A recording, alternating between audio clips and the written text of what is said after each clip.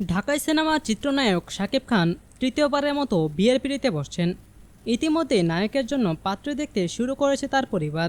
যদিও পুরো বিষয়টি নিয়ে শুরু থেকে নীরব শাকিব খান, তবে গণমাধ্যম সূত্রের খবর শাকিবের জন্য চিকিৎসক পাত্রী খুঁজছে তার পরিবার। ইতিমধ্যে একজনকে নাকি বেশ পছন্দ হয়েছে তাদের, তবে সেই পাত্রীর পরিচয় এখনও প্রকাশ্যে আসেনি।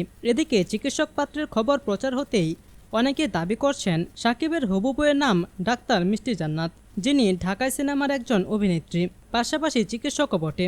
বিষয়টি নিয়ে সম্প্রতি গণমাধ্যমে কথা বলেছেন মিষ্টি জান্নাত, যেখানে সাকিবের সঙ্গে বিয়ের খবর সরাসরি অস্বীকার না করলেও গুঞ্জন হিসেবে রাখতে চেয়েছেন তিনি। এই নায়িকা বলেন, শাকিব খানের বিয়ের খবরের পর থেকেই অনেক সাংবাদিক আমাকে ফোন করেছেন। তারা জানতে চেয়েছেন পাত্রী আমি কিনা, কারণ ঢালিউডে চিকিৎসক পাত্রী একজনই আছেন। তবে এ বিষয়ে আমি এখনও কাউকে কিছু বলিনি, কারণ সব বলা যায় না।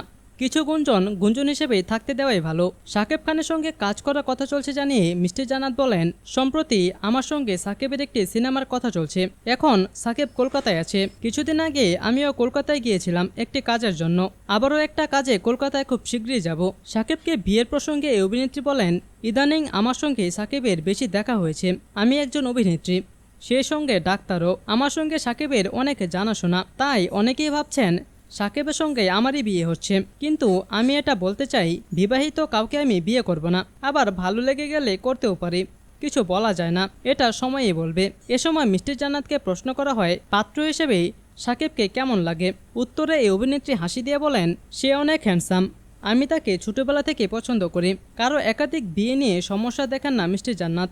তিনি মনে করেন, কোনো অসুস্থ সম্পর্কে সারা জীবন থাকার চেয়ে আলাদা হয়ে যাওয়াই ভালো।